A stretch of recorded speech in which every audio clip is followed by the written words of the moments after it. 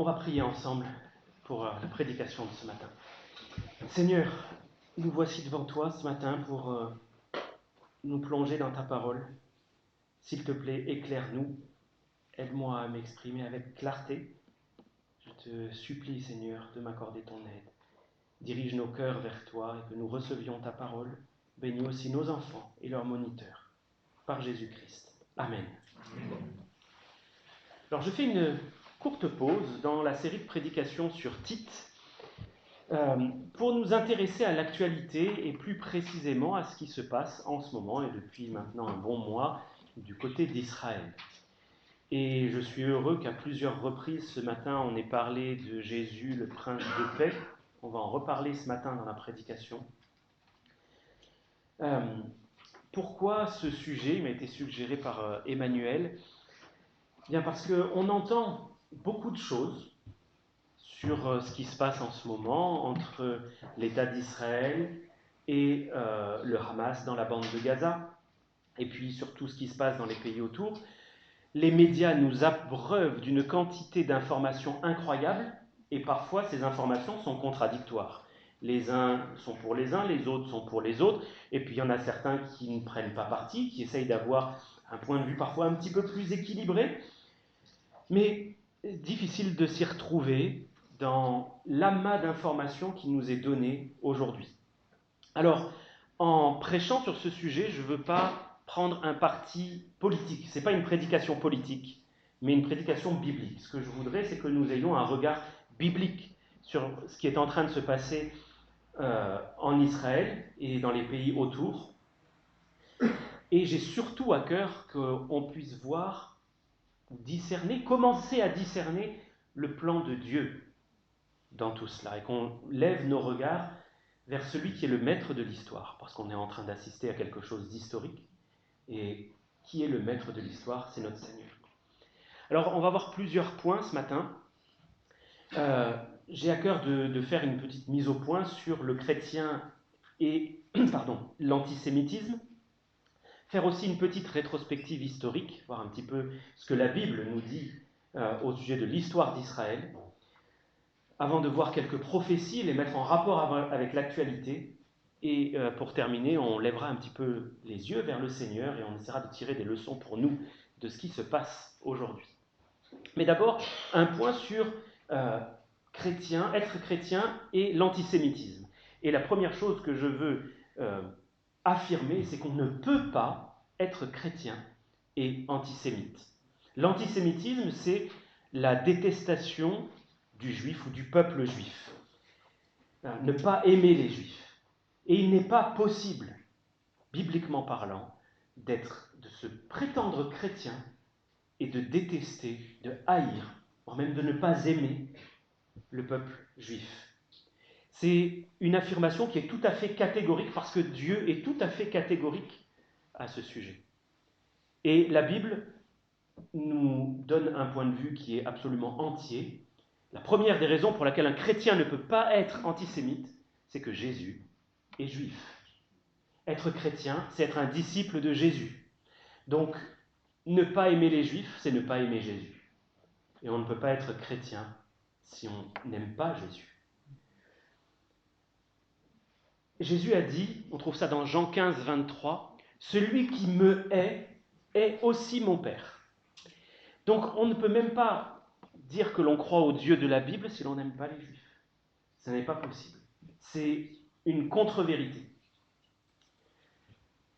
Si vous regardez dans Jean chapitre 4 et verset 22, Jean chapitre 4, verset 22, vous allez voir ce que le Seigneur Jésus a dit à la femme samaritaine.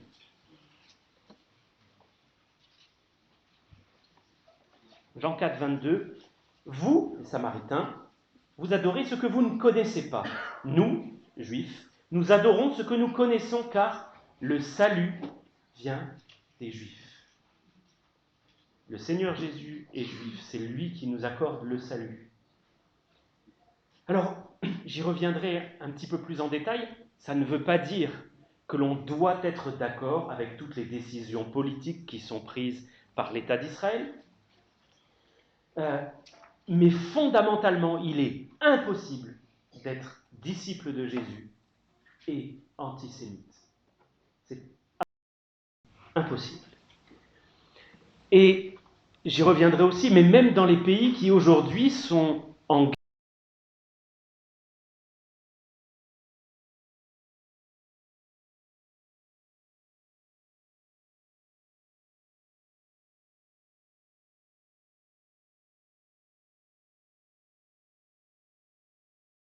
versets 1 à 5. Romains 9, versets 1 à 5. On va lire ce que l'apôtre Paul, un juif, écrit au sujet de ses compatriotes qui le pourchassent, qui le poursuivent, qui le persécutent. Romains 9, versets 1 à 5. Je dis la vérité en Christ, je ne mens point, ma conscience m'en rend témoignage par le Saint-Esprit. J'éprouve une grande tristesse et j'ai dans le cœur un chagrin continuel, car je voudrais moi-même être anathème, c'est-à-dire maudit, et séparé de Christ pour mes frères, mes parents selon la chair, qui sont les Israélites, à qui appartiennent l'adoption, la gloire, les alliances, la loi, le culte, les promesses et les patriarches, et de qui est issu selon la chair le Christ, qui est au-dessus de toutes choses, Dieu béni éternellement. Amen.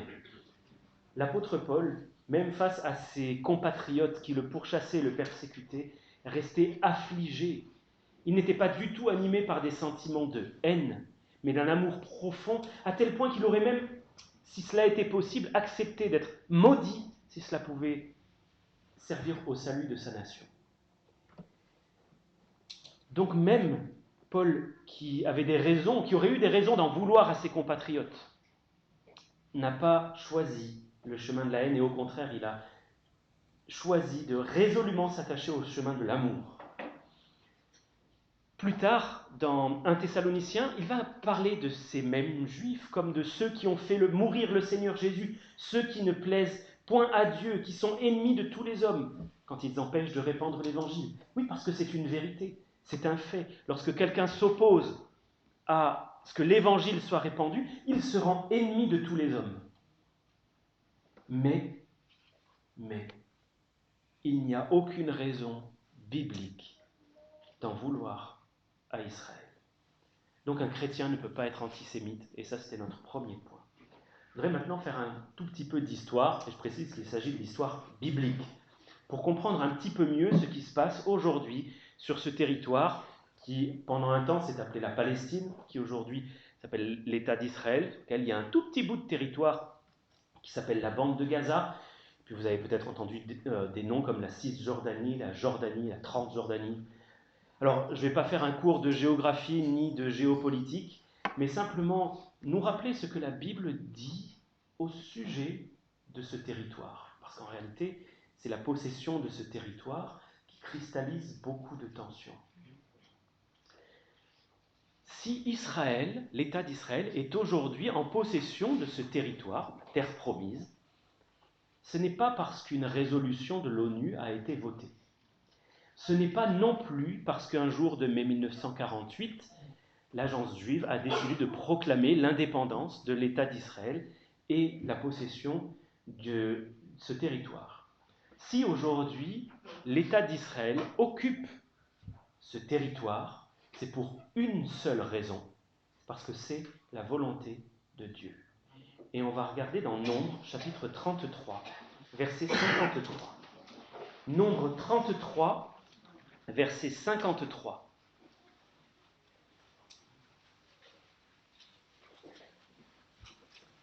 Un ordre que Dieu donne au peuple d'Israël.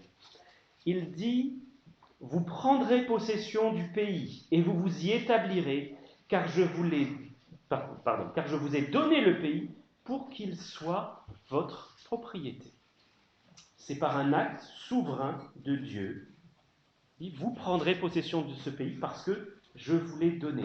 Alors j'ai choisi ce verset-là, il y en a des dizaines d'autres où Dieu dit à son peuple, vous prendrez possession de ce pays où coule le lait et le miel. Ce territoire, Israël l'a occupé progressivement d'abord, puis plus pleinement, pendant à peu près un millénaire. quelque chose comme ça, avant que Dieu châtie le peuple d'Israël qui avait refusé le Seigneur Jésus. Il l'avait rejeté. Et Dieu a dit, bien, puisque vous avez refusé le Messie, vous allez être chassés de votre territoire. C'est quelque chose qui est arrivé en l'an 70 après Jésus-Christ. Les armées du général Titus ont envahi Jérusalem, ils l'ont rasé. Souvenez-vous, le Seigneur avait dit, il ne restera pas pierre sur pierre qui ne soit renversée. Donc ils ont tout rasé. Et à partir de l'an 70 jusqu'en 1948, l'État d'Israël n'a eu, aux yeux des hommes, aucune existence légale. Pendant longtemps, une partie de ce territoire a été sous mandat britannique. Mais ce que je veux souligner en rappelant ces choses-là, c'est qu'on pourrait se dire, eh bien, puisque Dieu les a chassés, ils ne sont plus propriétaires de ce pays. Après tout, c'est Dieu qui a décidé de les en chasser, c'est Dieu qui a rasé Jérusalem, qui a amené à la mise à sac de Jérusalem, et donc le pays ne leur appartient plus. Oui, mais la Bible nous dit aussi autre chose, elle nous apporte d'autres informations. Et on va aller cette fois-ci dans Ézéchiel, chapitre 37 et verset 25. Ézéchiel 37, verset 25.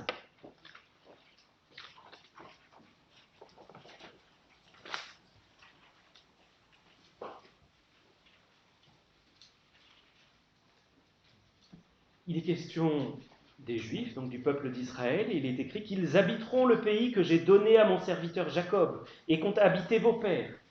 Ils y habiteront, eux, leurs enfants, et les enfants de leurs enfants, à perpétuité. Et mon serviteur David sera leur prince pour toujours. Il est question d'un don du territoire à perpétuité. Ce n'est pas parce que Dieu les en a chassés pendant un temps que la propriété en est passée définitivement à d'autres. Parce que c'est Dieu qui en a fait le choix, qui a fait ce choix de donner ce territoire. Alors c'est vrai, oui, pendant presque 2000 ans, de l'an 70 jusqu'en 1948, ce territoire a été occupé par d'autres, par l'Empire ottoman, par les Britanniques, qui en avaient plus la gestion. Et aux yeux du monde, il n'y avait pas d'État juif pendant 2000 ans. Mais qu'on soit d'accord ou pas avec le fait qu'Israël possède ce territoire, ça ne change rien au fait que c'est une décision de Dieu.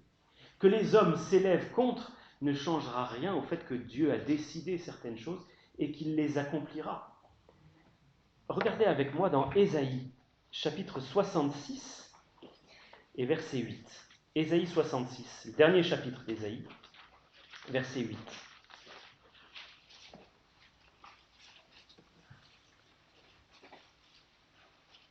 Dieu avait annoncé que l'État d'Israël reprendrait possession du pays et qu'il naîtrait à nouveau. Et le passage nous dit, qui a jamais entendu pareille chose? Qui a jamais vu rien de semblable? Un pays peut-il naître en un jour? Une nation est-elle enfantée d'un seul coup? À peine en travail, Sion a enfanté ses fils. Beaucoup pensent que ce passage fait référence à la renaissance de l'État d'Israël en un seul jour, le 14 mai 1948. Ce jour où l'indépendance d'Israël, la naissance de l'État d'Israël a été proclamée en un seul jour. Et c'est le Seigneur qui l'annonce. Alors, qui veut s'opposer à Dieu? Qui veut contester? Pour reprendre la parole du prophète, qui lui dira, mais que fais-tu? L'antisémitisme est une rébellion contre Dieu. Il faut qu'on prenne conscience de ça. Être antisémite, être opposé au plan de Dieu, c'est s'opposer à Dieu. Et si vous regardez dans Apocalypse, chapitre 12 et verset 17, désolé, je vous fais beaucoup chercher dans la Bible ce matin, je ne sais pas si je vais en être désolé en vrai, mais Apocalypse 12, verset 17. Passage un petit peu énigmatique, ceux qui ont assisté aux études bibliques sur l'Apocalypse se souviennent peut-être qu'on a vu ce passage-là. C'est une vision qu'a l'apôtre Jean d'un dragon qui va attaquer une femme qui représente probablement Israël, et il veut dévorer la progéniture d'Israël, c'est-à-dire le Seigneur Jésus. Et au verset 17, il est écrit que le dragon fut irrité contre la femme, et il s'en alla faire la guerre au reste de sa postérité, à ceux qui gardent les commandements de Dieu et qui retiennent le témoignage de Jésus. Le dragon, c'est le diable. À qui fait-il la guerre? Contre qui s'acharne-t-il? Le reste de la postérité de cette femme qui représente Israël. Donc contre qui le diable s'acharne-t-il? Contre Israël, contre les Juifs, et aussi contre les chrétiens, dans le contexte. Donc celui qui s'élève contre Israël, celui qui s'élève contre l'Église, c'est le même, c'est le diable. Donc l'antisémitisme a pour racine le diable, l'adhésion volontaire ou involontaire à la pensée du diable. Et lorsque l'homme s'oppose à ce que l'État d'Israël ait une existence légale et qu'il possède cette terre, l'homme s'oppose à Dieu, il ne s'oppose pas à des hommes, il ne s'oppose pas à un pays, il ne s'oppose pas à une nation, il s'oppose à Dieu lui-même. Il s'oppose au fait que Dieu soit souverain. Et c'est là quelque chose de solennel parce que Dieu est souverain. Vous savez ce que ça veut dire que Dieu est souverain? Ça veut dire, entre autres, qu'il fait ce qu'il veut. Il fait ce qu'il veut, parce qu'il est le roi absolu, il est le créateur, il a tout pouvoir sur sa création. Et lorsque l'homme s'oppose à Dieu et fait en réalité un acte de folie, la plus grande folie qui puisse exister, s'oppose au créateur, au seul sage. Alors non, je le répète, il faut être clair là-dessus, ça ne veut pas dire que l'État d'Israël fait toujours le bien. Ça ne veut pas dire que la politique de l'État d'Israël est conforme à la volonté de Dieu. Ça ne veut pas dire que nous devons cautionner à tout prix tout ce que font les dirigeants d'Israël aujourd'hui. Après tout, il y a bien des chrétiens qui font des choses contraires à la volonté de Dieu. Mais est-ce que, pour autant, Dieu rejette l'Église? Est-ce que c'est parce que des chrétiens désobéissent que Dieu rejette l'Église? Non. Est-ce que parce que des Juifs désobéissent au Seigneur, Dieu va rejeter Israël et faire en sorte qu'Israël ne soit plus un État, ne soit plus une nation? Non plus. Donc, il nous faut accepter que Dieu soit seul souverain et qu'avec ou sans nous, le plan de Dieu va se réaliser. Le plan de Dieu va se réaliser que nous obéissions ou pas. Il est mieux d'obéir. Le plan de Dieu pour Israël va se réaliser quoi que l'on fasse. Parce que qui empêchera Dieu d'agir? Qui aura la puissance de s'élever contre Dieu et de l'empêcher de réaliser ses plans? Alors, ce sont ces pensées-là qui m'amènent à regarder un petit peu maintenant dans les prophéties, parce que ce que nous voyons dans l'actualité est probablement le prélude, le commencement de ce qui est annoncé notamment par le prophète Zacharie. Alors on va regarder dans Zacharie, chapitre 12, les versets 1 à 3. Zacharie, c'est l'avant-dernier livre de l'Ancien Testament, chapitre 12, versets 1 à 3. Et restez dans Zacharie parce qu'on va y lire plusieurs passages. Oracle, parole de l'Éternel sur Israël. Ainsi parle l'Éternel qui a étendu les cieux et fondé la terre, et qui a formé l'esprit de l'homme au-dedans de lui. Voici, je ferai de Jérusalem une coupe d'étourdissement pour tous les peuples d'alentour, et aussi pour Juda, dans le siège de Jérusalem. En ce jour-là, je ferai de Jérusalem une pierre pesante pour tous les peuples. Tous ceux qui la soulèveront seront meurtris, et toutes les nations de la terre s'assembleront contre elle. J'aurais pu poursuivre la lecture, mais je l'arrête là. Ce passage nous parle d'un temps qui n'est pas encore venu, mais où Israël, et plus précisément Jérusalem, sera au centre de toute l'attention de la planète et va cristalliser toutes les tensions de la terre, en réalité. Alors cette prophétie, quand on l'analyse dans son contexte un peu plus large, on se rend compte qu'elle concerne vraiment la fin des temps, très probablement le moment de la grande tribulation, où Dieu va déchaîner un certain nombre de jugements sur la terre, et notamment permettre à l'Antichrist de régner pendant un temps. Mais pour des raisons qui ne sont pas mentionnées dans l'Écriture sainte, on voit que Dieu va faire d'Israël, et plus précisément de Jérusalem, une pierre pesante pour toutes les nations. Jérusalem est décrite ici comme deux choses, une coupe d'étourdissement et une pierre pesante. La coupe d'étourdissement, c'est quelque chose qui assomme, qui rend comme ivre. On va se dire, mais c'est pas possible, est-ce que ce que je vois est vraiment en train d'arriver? Les gens vont être comme assommés par les événements qui se passeront à ce moment-là en Israël. Et il va en faire une pierre pesante, quelque chose qui est exaspérant, lourd, dont on a un fardeau dont on a envie de se séparer, ce qui va amener une sorte d'exaspération et une coalition mondiale contre Israël.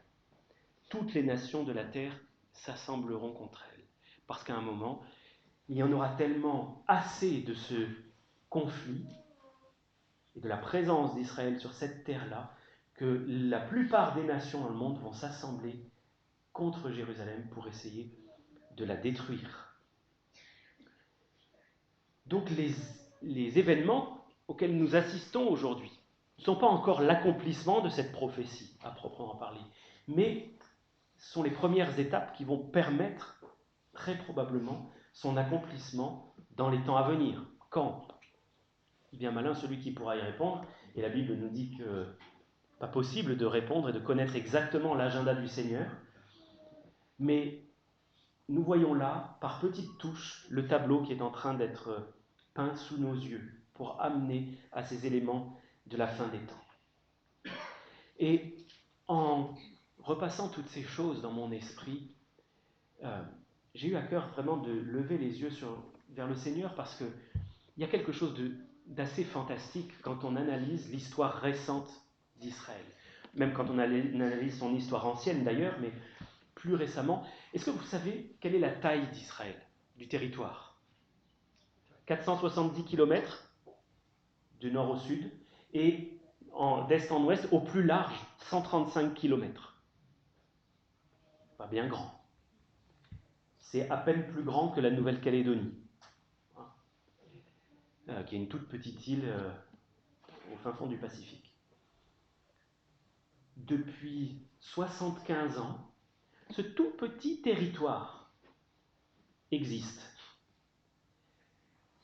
Alors que des nations beaucoup plus grandes en taille, beaucoup plus puissantes, beaucoup plus riches, environnent l'État d'Israël et lui font la guerre de manière régulière. Israël est toujours là.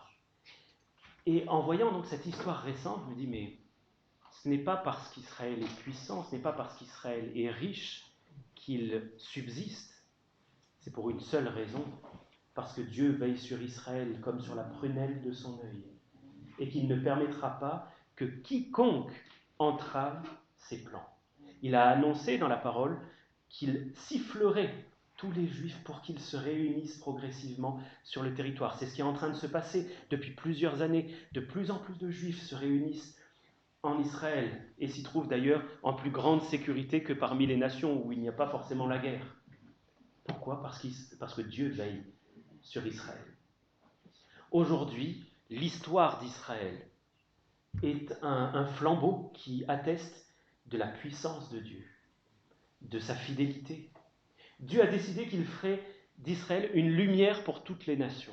Et si on analyse un petit peu ce qui est en train de se passer, et on voit que sous nos yeux, Dieu protège son peuple. Il est en train de montrer qui il est au travers de ce peuple. Et donc quand je dis regarder à l'histoire, ce n'est pas le peuple en lui-même, ni l'histoire de ce peuple qui est surprenante, c'est la main de Dieu qui a agi tout au long de l'histoire de ce peuple. Et on peut même faire un parallèle avec l'histoire de l'Église. Quand on regarde l'histoire de l'Église, Elle a été persécutée. Et elle tient toujours 2000 ans après. Pourquoi? Alors qu'elle est dispersée parmi les nations, sur toute la terre, qu'il n'y a pas de gouvernement central, qu'il y ait même des discordes parmi les chrétiens. Non, l'Église, depuis 2000 ans, existe toujours. Pourquoi? Parce que le Seigneur Jésus a dit « Je bâtirai mon Église, et les portes du séjour des morts ne prévaudront point contre elle. » Si Israël existe encore et tient ferme, c'est parce que Dieu est à l'œuvre. Et je remarque que ce Dieu souverain, il n'empêche pas l'épreuve de se produire. Quand on regarde l'histoire d'Israël, quand on regarde l'histoire de l'Église, on voit que la fidélité de Dieu, elle ne se manifeste pas en mettant un bouclier, une cloche à fromage au-dessus du territoire et en empêchant les épreuves d'arriver, non. Permet aux épreuves d'arriver, et parfois des épreuves extrêmement difficiles et douloureuses. Mais Dieu manifeste sa souveraineté, sa puissance et sa fidélité en permettant à ces peuples, que sont l'Église, que sont Israël, de toujours exister et de tenir bon. C'est précisément au milieu des moments de difficulté que Dieu montre sa fidélité. Si on prend encore un petit peu plus de recul et qu'on regarde à plus grande échelle l'histoire du peuple juif, on voit que c'est un peuple qui a toujours subi la persécution. Il a subi la persécution du temps d'Abraham, d'Isaac et de Jacob. Il a subi la persécution en Égypte. Il a subi la persécution quand il était dans son territoire, des agressions extérieures. Quand Dieu les a éparpillés parmi les nations, ils ont subi là aussi la persécution, des tentatives diverses d'extermination totale, dont l'une nous est rapportée dans la Bible, dans le livre d'Esther. Plus récemment, dans l'histoire contemporaine, au cours de la Seconde Guerre mondiale, il y a eu une nouvelle tentative d'éradiquer le peuple juif. Donc, quelle que soit la période à laquelle on regarde dans l'histoire du peuple juif, il y a eu des persécutions. Parce que l'on l'a étudié à l'école, on connaît peut-être simplement les grands événements saillants, mais dans notre pays, dans d'autres pays d'Europe, tout au long des 2 derniers millénaires, les Juifs ont été persécutés. Et ils subsistent encore aujourd'hui. Alors, je vous avais dit de garder un œil sur Zacharie. On va regarder maintenant toujours au chapitre 12, versets 6 et 9. 6 à 9, pardon. En ce jour-là, je ferai des chefs de Juda comme un foyer ardent parmi du bois, comme une torche enflammée parmi des gerbes. Ils dévoreront à droite et à gauche tous les peuples d'alentour, et Jérusalem restera à sa place, à Jérusalem. L'Éternel sauvera d'abord les tentes de Juda, afin que la gloire de la maison de David, la gloire des habitants de Jérusalem, ne s'élève pas au-dessus de Juda. En ce jour-là, l'Éternel protégera les habitants de Jérusalem, et le faible parmi eux sera dans ce jour comme David. La maison de David sera comme Dieu, comme l'ange de l'Éternel devant eux. En ce jour-là, je m'efforcerai de détruire toutes les nations qui viendront contre Jérusalem.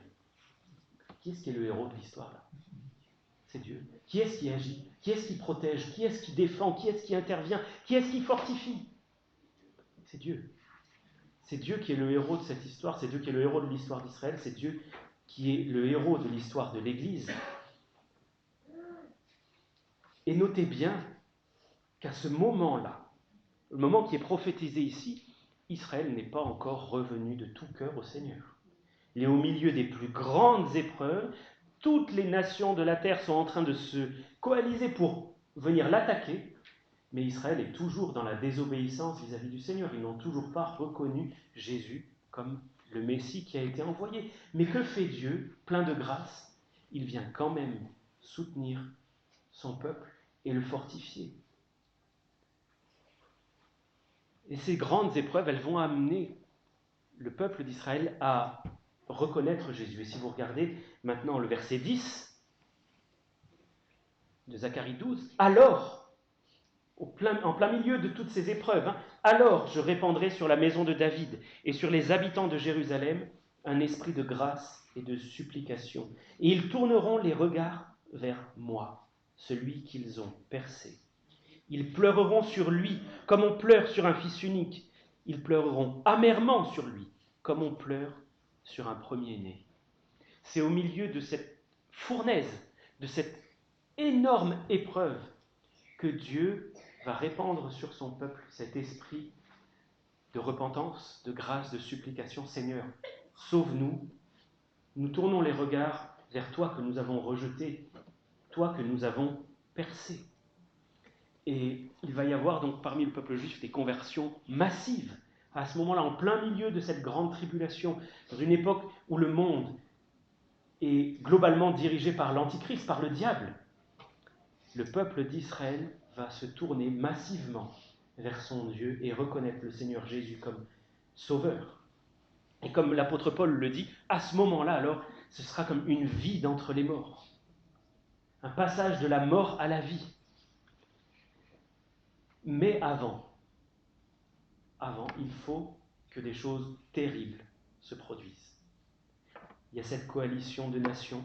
Et si vous regardez au chapitre 14, les versets 1 à 5, chapitre 14, versets 1 à 5, le jour de l'Éternel arrive, tes dépouilles seront partagées au milieu de toi. Je rassemblerai toutes les nations pour qu'elles attaquent Jérusalem. La ville sera prise, les maisons pillées, les femmes violées. La moitié de la ville ira en captivité, mais le reste du peuple ne sera pas exterminé de la ville. L'Éternel paraîtra et il combattra ces nations comme il combat au jour de la bataille. Ses pieds se poseront en ce jour-là sur la montagne des Oliviers qui est vis-à-vis de Jérusalem du côté de l'Orient. La montagne des Oliviers se fendra par le milieu, à l'Orient et à l'Occident, et il se formera une très grande vallée. Une moitié de la montagne reculera vers le septentrion et une moitié vers le midi. Vous fuirez alors dans la vallée de mes montagnes, car la vallée des montagnes s'étendra jusqu'à Hatzel. Vous fuirez comme vous avez fui devant le tremblement de terre au temps d'Osias, roi de Juda. Et l'Éternel, mon Dieu, viendra et tous ses saints avec lui. On voit là, ce qui est prophétisé, c'est le retour du Seigneur Jésus avec son Église qui aura été enlevée précédemment. Et qu'est-ce qu'il va faire? Ses pieds vont se poser sur la montagne des Oliviers. Au moment critique où toutes les nations se seront assemblées contre Jérusalem, qui est entourée de montagnes, Jérusalem. Donc pour sortir, c'est compliqué. Que va faire le Seigneur? Il va se poser sur la montagne de Jérusalem. De la même manière qu'il s'est envolé vers les cieux, il va redescendre. Et ça va provoquer un énorme bouleversement de la topographie des lieux. Le mont des Oliviers va se fendre au milieu. Il y a une partie qui va reculer vers le nord, une autre vers le sud, et ça va permettre au peuple de s'enfuir. Et pendant ce temps, que fera le Seigneur avec ses saints, c'est-à-dire avec nous? Combattra les nations assemblées par l'Antichrist pour exterminer Jérusalem. Donc, en soulignant ce passage, ce que je veux aussi souligner, c'est que les atrocités dont on a entendu parler récemment en Israël ne touchent pas encore à leur fin. Il y a encore des choses terribles qui vont arriver au peuple d'Israël. Peut-être qu'il va y avoir une accalmie, peut-être qu'il va y avoir une trêve, un cessez-le-feu, des pourparlers, un traité de paix, peut-être. Mais nous savons, parce que c'est la Bible qui le dit, que s'il y a trêve, elle sera temporaire. S'il y a paix, elle sera fragile. Et que des temps viendront où ça sera à nouveau la guerre sans commune mesure avec ce qui est connu aujourd'hui ou ce qui a même été connu dans le passé. Pourquoi? Parce que la paix véritable, et on l'a dit plusieurs fois ce matin, elle ne vient que par Jésus, le prince de paix. Les tentatives humaines pour faire la paix, on le sait, elles sont toutes vouées à l'échec. Le seul capable d'amener la paix véritable, la paix durable, c'est Jésus-Christ, le prince de paix. Alors, qu'est-ce qu'on doit souhaiter, nous, aujourd'hui? Est-ce qu'on doit souhaiter que les attaques s'arrêtent, que le conflit s'apaise? Ou, puisqu'on sait que ça va continuer, est-ce qu'il faut qu'on désire ces choses-là? Je crois que notre seul souhait doit être cette prière qu'on trouve dans l'Apocalypse. Viens, Seigneur Jésus. C'est le seul moyen qu'une paix véritable et durable soit installée. Alors que le cri du cœur de l'Église soit, oui, viens, Seigneur Jésus. Et je termine avec quelques leçons pour nous, à tirer de ce qu'on a vu ce matin et de l'histoire récente. Première des choses, c'est que Dieu a des plans. Dieu a des plans, et les plans que Dieu veut que nous connaissions, ils nous sont révélés. On entend souvent dire « Ah, Dieu a un plan pour moi, Dieu a un plan pour toi ». Comme s'il fallait derrière que l'on se mette à la recherche de ce plan, comme si c'était quelque chose de compliqué que de connaître la volonté de Dieu. En réalité, ce que Dieu veut que nous sachions est écrit dans la parole de Dieu. Ce que Dieu veut nous faire découvrir est écrit là. Le reste, on n'a pas à le chercher. Certains, même hommes de Dieu, ont dit que c'était une entreprise impie que de chercher à connaître ce qui n'était pas écrit dans la Bible. Parce que les choses révélées sont pour nous, les choses cachées sont à Dieu. Donc Dieu nous a donné à connaître tout ce qui est nécessaire. Nous l'avons dans la parole. Ne cherchons pas ailleurs, cherchons à vivre ce qui est écrit et ne nous perdons pas dans des conjonctures qui ne sont pas bibliques. Deuxième chose, Dieu est souverain. Ses plans vont s'accomplir, mais il fait ce qu'il veut. Alors soyons soumis à ce que Dieu nous dit, à ce que Dieu nous révèle, et n'entrons pas dans une rébellion. Qui est celui qui va contester avec son Créateur? Troisièmement, et je terminerai là-dessus, aux yeux de certains, Israël est un ennemi. J'imagine facilement l'état d'esprit des habitants de la bande de Gaza aujourd'hui vis-à-vis d'Israël. De la même manière que je n'ai aucune peine à imaginer l'état d'esprit des Israélites, des Israéliens vis-à-vis du Hamas.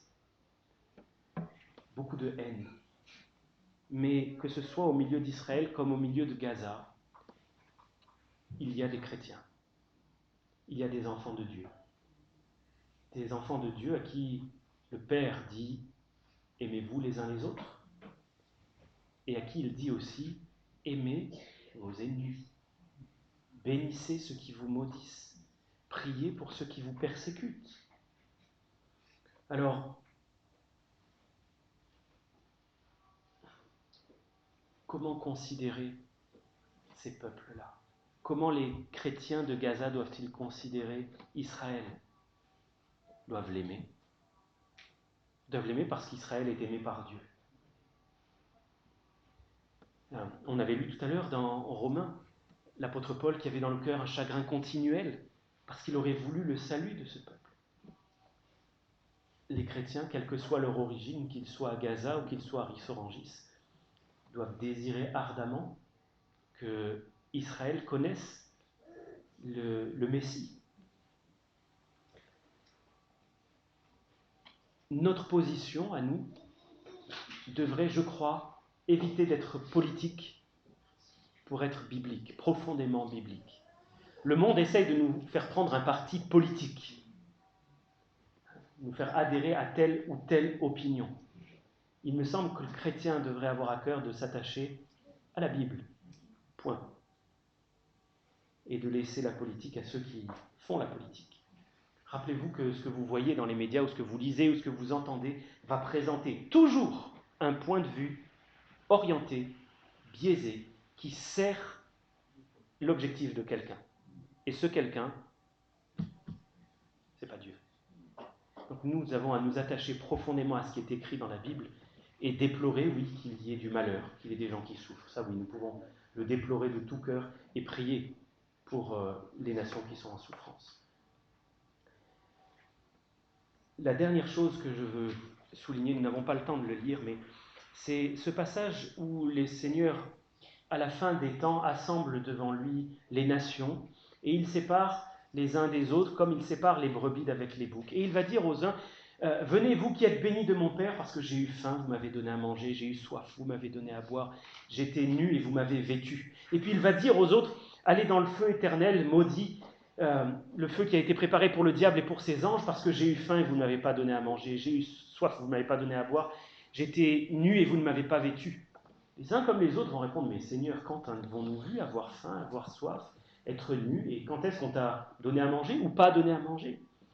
Et le Seigneur a une réponse, il dit, chaque fois que vous avez fait ces choses, ou que vous ne les avez pas faites, à l'un des plus petits de mes frères, C'est à moi que vous les avez faites ou que vous ne les avez pas faites. Ce passage, on s'en sert souvent pour exhorter à l'amour et aux bonnes œuvres. Ok, pourquoi pas. Mais il faut se rappeler que ce passage, c'est un passage apocalyptique.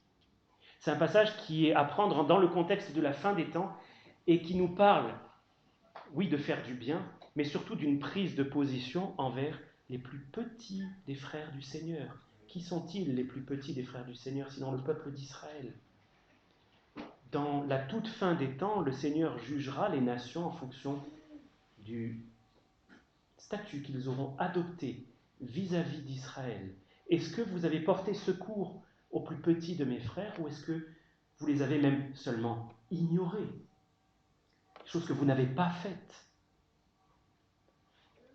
Gardons ces choses-là dans notre cœur parce que nous voyons que Dieu tient à Israël. Il tient comme à la prunelle de son œil. Il veille sur son peuple de la même manière qu'il veille sur l'Église. Alors veillons à ne pas prendre de mauvais partis et prions ensemble. Seigneur, tu as des plans qui nous dépassent beaucoup.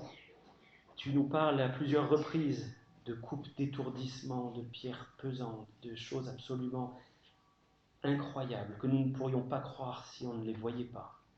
Et nous savons, parce que nous avons foi en toi, Seigneur, que ta parole décrit la vérité. Aussi, Seigneur, nous voulons nous soumettre à toi, à ton plan. Et nous te prions, Seigneur, de faire du bien à ton peuple, à Israël, à tes enfants. Nous savons, Seigneur, que tu déplores le malheur de tes créatures et que tu les appelles toutes à se tourner vers toi pour avoir la vie véritable et la paix. Aussi, nous te prions pour que de nombreuses personnes se tournent vers toi dans le territoire d'Israël, à Gaza, même parmi le Hamas, Seigneur, parmi tous ceux qui font le mal, puisque tu es venu chercher et sauver ce qui est perdu. Te prions pour le salut de ces personnes. Nous voulons aussi te prier, te demander la paix pour Jérusalem, Seigneur, puisque tu nous le dis dans ta parole. Et je tiens, Seigneur, particulièrement à te demander de faire grâce à nos frères et sœurs de Juifs pour Jésus qui se trouvent en Israël plus particulièrement, mais aussi disséminés dans le monde, pour parler aux Juifs du Seigneur Jésus. Je te prie de les fortifier, de les secourir d'une manière toute particulière et de te révéler à eux dans ces moments de grande tension. Merci pour ta main fidèle sur nous. Donne-nous d'être soumis à tes plans et à ta volonté. Par Jésus-Christ. Amen.